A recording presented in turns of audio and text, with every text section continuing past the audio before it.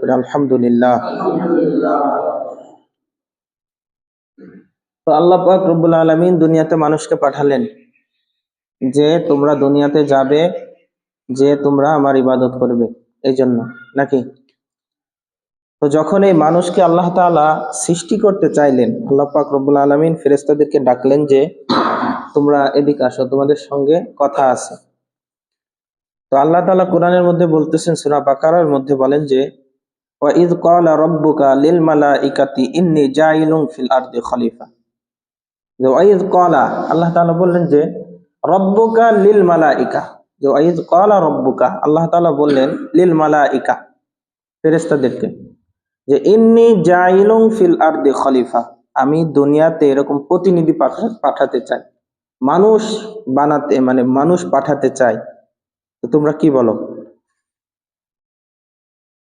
তারা বললেন যে কলু, তারা বললেন আতাজালু ফিহা মান ইউফসিদু ফিহা ওয়া ইয়াসফিকুদ দিমা, যে তুমি দুনিয়াতে এমন মানুষ, আল্লাহ আপনি এমন মানুষ পাঠাবেন যারা দুনিয়াতে যাবে ফাসাদ করবে, মারামারি করবে, ওয়া ইয়াসফিকুদ দিমা, এবং রক্তপাত করবে। যারা দুনিয়াতে যাবে ফাসাদ করবে, মারামারি করবে, রক্তপাত ঘটাবে, এরকম মানুষ আপনি দুনিয়াতে পাঠাবেন? তখন তারা আবার বললেন, ফেরেশতারা আবার বললেন যে মান ইউফসিদু ফিহা ওয়া ইয়াসফিকুদ দিমা ওয়া নাহনু নুসাব্বিহু বিহামদিকা ওয়া নুকদ্দিসু লাক, যে ওয়া নাহনু নুসাব্বিহু বিহামদিকা, যে আমরাই তো আপনার প্রশংসা করতেছি। যে ফেরেশতাদেরকে এমনও কাজে নিয়োজিত করা হয়েছে, কিছু ফেরেশতা রয়েছে তারা শুধু কিয়ামত পর্যন্ত রুকুতেই থাকবে, কিছু ফেরেশতা আছে যারা কিয়ামত পর্যন্ত শুধু সিজদাই করবে, কিছু আছে শুধু নামাজ পড়বে, কিছু আছে শুধু জিকির করবে, মানে কিয়ামত পর্যন্ত তাদের কাজই এই। তখন বললেন যে আমরা তো আপনার নাহনু নুসাব্বিহু বিহামদিকা ওয়া নুকদ্দিসু লাক, যে আমরা তো আপনার তাসবিহ সবসময় করতেইছি, তাহলে আপনি দুনিয়াতে এমন মানুষ কেন পাঠাবেন যারা দুনিয়াতে যাবে রক্তপাত ঘটাবে, মারামারি করবে? এমন মানুষ কেন পাঠাবেন? তখন আল্লাহ তাআলা বললেন যে ইন্নী আ'লামু মা লা তা'লামুন, যে আমি যা জানি তোমরা তা জানো না। নাকি আল্লাহ যা জানে ফেরেশতারা কি তাই জানেন নাকি? তাহলে আল্লাহ তাআলা আগে থেকেই মানে প্রস্তুতি নিয়েছে যে আমি দুনিয়াতে মানুষ পাঠাবো তোমাদের মতামত কি, মানে তোমরা কি বলো এটা জানার জন্য, তোমরা কি বলতে চাও এটা জানার জন্য আল্লাহ তাদেরকে ডাকলেন। তখন আল্লাহ তাআলা বললেন যে আমি যা জানি তোমরা তা জানো না। তখন আল্লাহ তাআলা ভালোবেসে এই মানুষকে সৃষ্টি করলেন, তাই না? তো এই মানুষকে সৃষ্টি করলেন আল্লাহ তাআলা দুর্বল করে। অখলিকাল ইনসানু দাঈফা, সূরা নিসার 28 নম্বর আয়াতে বলেন যে অখলিকাল ইনসানু দাঈফা, যে আমি মানুষকে দাঈফ, জয়ীফ, দুর্বল করে সৃষ্টি করেছি। মানুষকে কি করে সৃষ্টি করছে? দুর্বল করে। দুর্বল করে না, কি বলেন? মনে করেন এই জায়গায় বিশাল একটা পিঁপড়ের ঝাঁক আছে, বাসা, ওই বাসার ভিতরে একজন মানুষ ছাড়া যায়, কতক্ষণ দাঁড়াই থাকতে পারবেন? পারবেন নাকি? তাহলে ওই পিঁপড়ের কাছেও মানুষ কিন্তু দুর্বল, দুর্বল না? এরকম আরো উদাহরণ দেওয়া যেতে পারে, যাই হোক সময় স্বল্পতার জন্য সংক্ষেপে আমরা বলতেছি। তাহলে দেখা যাচ্ছে যে মানুষ পিঁপড়ার কাছেও দুর্বল, কিন্তু আল্লাহ তাআলা এই মানুষের কিন্তু ক্ষমতা দিয়েছেন। ছোট্ট একটা মানুষ বিশাল হাতিকে কিন্তু কন্ট্রোল করে না? যে হাতির একটা পায়ের যে ওজন, আর দেখা যায় অনেক সময় ছোট্ট বাচ্চা ওই হাতিকে কন্ট্রোল করে, যে এক পাড়া দিলে ওই বাচ্চা ভর্তা হয়ে যাওয়ার কথা, তাই না? তারপরে দেখা যায় আল্লাহ তাআলা এই দুর্বল মানুষরে এমন ক্ষমতা দিয়েছে যে এই বড় বড় শক্তিশালী প্রাণী হাতিকেও দুর্বল করে রাখতে পারে ক্ষমতা দিয়ে, নাকি? যখন পোষ মেনে যায় তখন এই বাচ্চার কাছে দুর্বল না। তখন আল্লাহ তাআলা এটাই বললেন যে আমি তোমাদের দুর্বল করে সৃষ্টি করেছি, কিন্তু তোমাদের ক্ষমতাও দিয়েছি আমি, তোমাদের মধ্যে আল্লাহ তাআলা ক্ষমতা দিয়েছেন মানুষের মধ্যে। এই মানুষকে আল্লাহ তাআলা সম্মানিত করে সৃষ্টি করেছেন। ওয়ালাকাদ কাররামনা বানি আদম, সূরা বানি ইসরাঈলের 70 নম্বর আয়াতে বলতেছেন যে ওয়ালাকাদ কাররামনা বানি আদম, আমি বনি আদমকে সৃষ্টি করেছি, কিন্তু কাররামনা, তাদেরকে আমি সম্মানিত করেছি। সম্মানিত করে নাই নাকি? সম্মানিত করে নাই। অন্যান্য প্রাণীর থেকে কিন্তু মানুষের সম্মান বেশি, আল্লাহ তাআলার কাছে বেশি। তার থেকে বেশি সম্মান হলো যে ব্যক্তি ইমানদার, মুমিন, পরেজগার, আল্লাহওয়ালা, এই ব্যক্তির সম্মান আল্লাহ তাআলার কাছে আরো বেশি।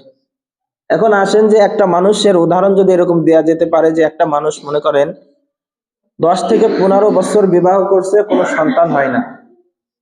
সন্তান না হওয়ার পর দেখা গেল 15 বছর পর যে একটা সন্তান হয়েছে, তাও দেখা যায় তার চেহারা তেমন ভালো নাই।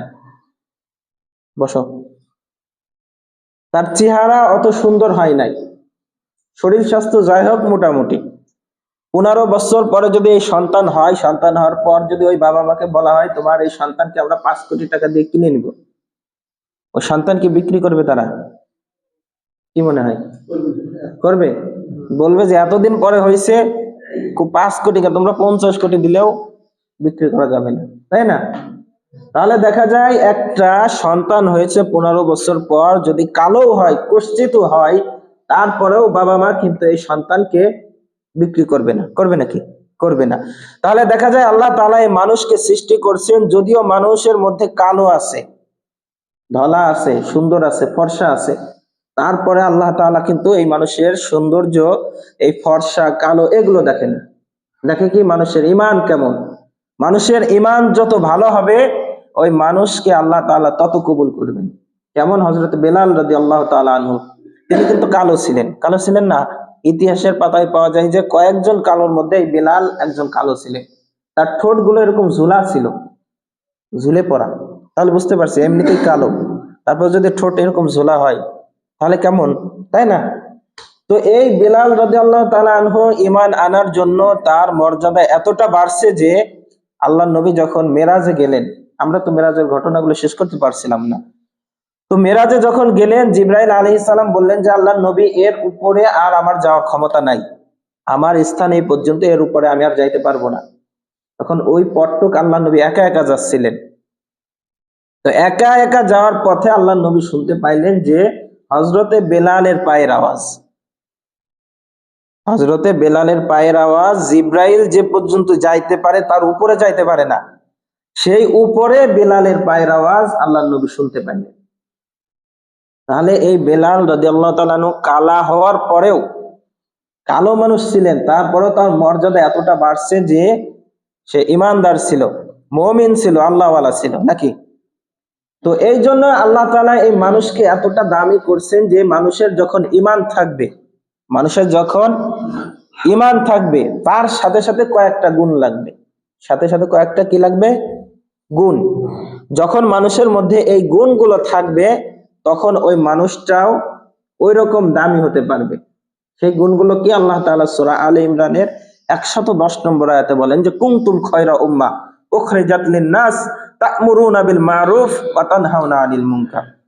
তো আল্লাহ তাআলা বলেন যে কুনতুম খায়রা উম্মাহ, যে তোমরাই তো খায়রা উম্মাহ, মানে খায়র মানে ভালো, উম্মাহ মানে হলো মানুষ বা উম্মত, উম্মতে মুহাম্মাদি, যে উম্মতে মুহাম্মাদের মধ্যে তারাই ভালো। উখরিজাত লিন-নাস, যাদেরকে বের করা হয়েছে, তা'মুরুনা বিল মারুফ, যাদেরকে সৎ কাজের আদেশের জন্য বের করা হয়েছে, তা'মুরুনা বিল মারুফ ওয়া তানহাউনা আনিল মুনকার, এবং অসৎ কাজ থেকে বিরত থাকার জন্য।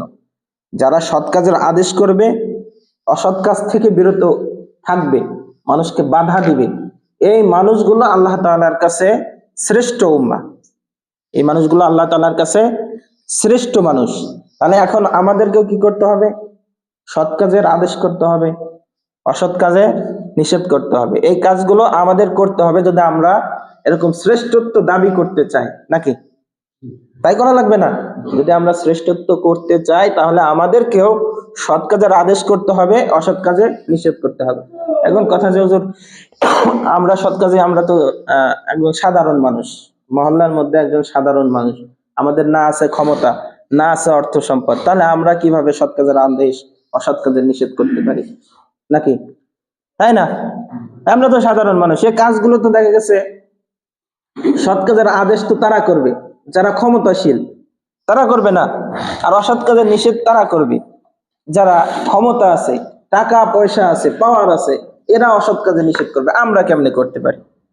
বুঝতে পারছি তো এই কথাটুকু, যে যাদের ক্ষমতা আছে এরা নাই সৎ কাজের আদেশ করলো, অসৎ কাজে নিষেধ করলো, কিন্তু আমাদের তো নাই, আমরা কিভাবে করব? তাহলে এখন আমাদের এমন মানুষকে বাঁচতে হবে, এমন মানুষকে সাপোর্ট দিতে হবে যে মানুষগুলো সৎ কাজের আদেশ করতে পারে, অসৎ কাজে নিষেধ করতে পারে, নাকি?